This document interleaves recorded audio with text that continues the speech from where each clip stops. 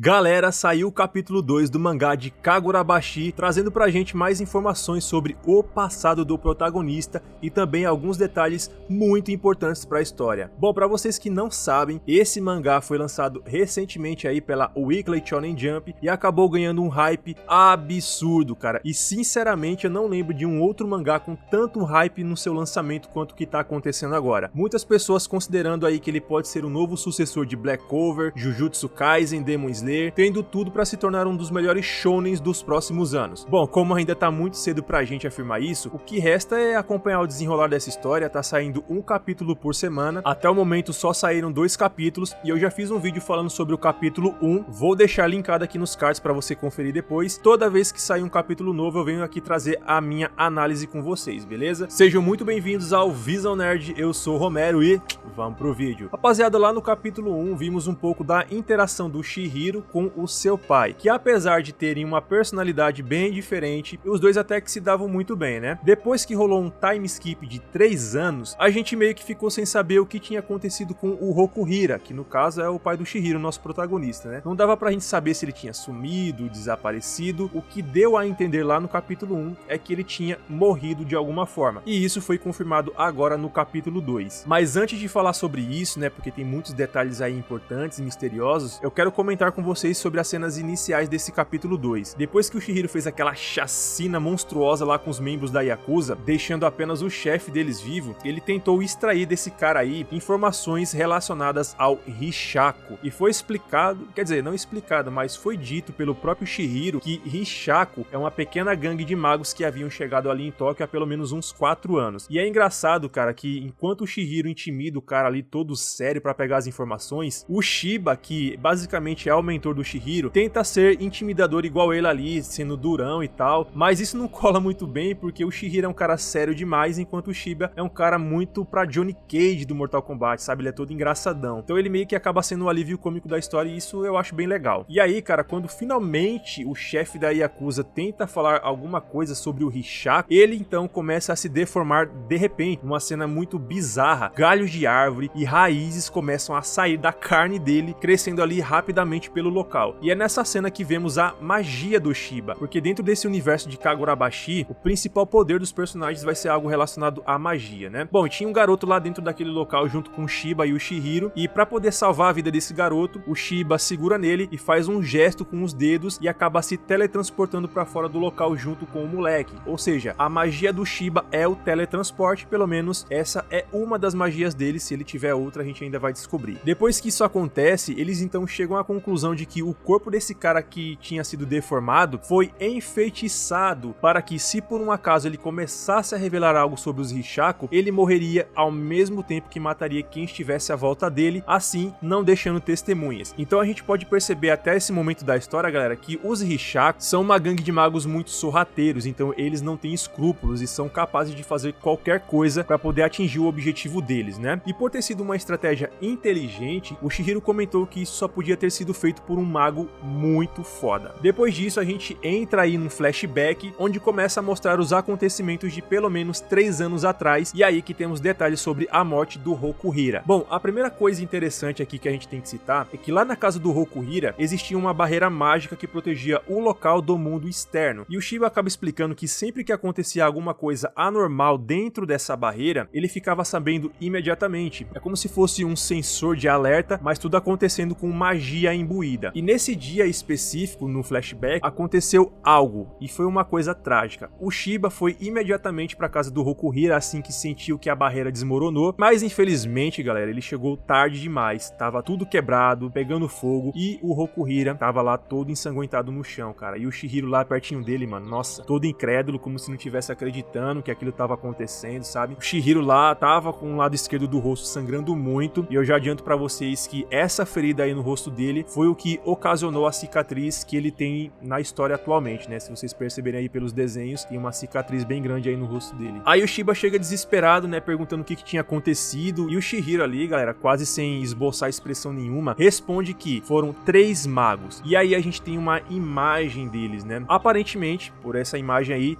2 homens e uma mulher. Os rostos não foram revelados, mas esses magos são os Rishaku, que o Chihiro começou a caçar na história aí depois de 3 anos desse acontecimento. Como eu tinha dito dito pra vocês, a gente não sabe quantos membros são dessa gangue, o que eles querem exatamente, qual é o objetivo primordial deles, e dá até pra ver em um quadro que eles têm uma marca na mão, né, tipo uma tatuagem que deve significar alguma coisa que a gente ainda não sabe. Talvez seja a própria marca dos Rishaku. E tem também um close específico nesse mago de chapéu aí, ó. Ele havia aparecido já no primeiro episódio, parecia que ele tinha um acordo ali com o chefe da Yakuza, e foi justamente esse cara que acabou enfeitiçando o corpo lá daquele maluco. Será que esse mago é o vilão principal da obra? Enquanto esse ataque aí dos magos aconteciam lá na casa do Rokuhira, o Chihiro acabou desmaiando, e quando ele acordou já havia encontrado seu pai sem vida. E galera, aqui temos umas coisas interessantes sobre o Rokuhira. Já havia sido dito lá no capítulo 1 que ele era o ferreiro mais foda que existia, e tempos atrás houve uma guerra, e o Rokuhira foi o responsável pela criação de 6 espadas mágicas que ajudaram a acabar com essa guerra. Depois que tudo isso teve um fim, essas espadas especiais foram devolvidas para ele, e ele guardou bem no porão da oficina da casa deles. Só que essas espadas foram roubadas por esses 3 magos aí. Por que eles roubaram? A gente ainda não sabe, mas cada espada dessa tem um poder especial diferente. Não foi explicado também quais são esses poderes, mas a gente vai descobrir aí conforme a história for avançando. E galera, tem esse quadro aí do Rokuhira, mano, sem vida, todo cheio de sangue, sabe? Tipo, é mó triste, cara. Eu fiquei bem impactado com isso, porque eu gostei muito do personagem, sabe? Eu achei ele bacana. Eu acredito que na história vão acontecer muitos outros flashbacks, mostrando mais cenas e revelando mais mistérios sobre o Rokuhira. E aqui a gente vê finalmente o Chihiro esboçando uma outra expressão que não seja só seriedade, né? Porque ele começou a chorar, velho, mostrando que ele realmente amava o pai dele, apesar de os dois terem uma personalidade bem diferente um do outro. E tem até uma cena ali, um quadro onde tem os peixinhos que o pai dele tinha comprado pra eles cuidarem, sabe? Os peixinhos mortos também por causa do ataque dos magos. Mas aí outro detalhe é que em cima do corpo do Rokuhira tinha uma espada, e essa espada foi apresentada por Chihiro também lá no capítulo 1, enquanto o Rokuhira explicava a importância de ser um ferreiro, da responsabilidade, da filosofia por trás da criação de uma espada. E aí, mano, o Chihiro pega essa espada em cima do corpo do pai dele e promete que vai matar todos os magos. Detalhe, essa era a 7ª espada mágica que o Rokuhira tinha feito. E essa espada aí, os magos não levaram. Então a gente fica meio que na dúvida, como que o pai deles conseguiu esconder essa espada dos magos? Porque se os magos tivessem visto, provavelmente eles iam roubar também, né? Aí a gente volta pra cena atual da história, né? Depois de passar esse flashback, e o Chihiro tá em um prédio ali refletindo sobre as coisas, tá dando uma olhada ali na espada dele, e a espada tem os peixinhos, né? Que morreram ali no ataque, voando em volta da espada. Dá até pra perceber que a espada muda um pouco para uma forma mais líquida, não completamente, tanto que a gente vê gotículas de água flutuando ali perto dela. Aí fica a pergunta, cara, que tipo de poder essa espada tem? A gente viu lá no capítulo 1 que ele utilizou a espada com os poderes contra os membros da Yakuza, mas não ficou muito claro como é que funciona. Será que ela tem propriedades aquáticas? Será que ela pode armazenar animais ou pessoas que já foram mortas e conjurar isso fisicamente através da espada? Bom, comenta aí o que vocês acham.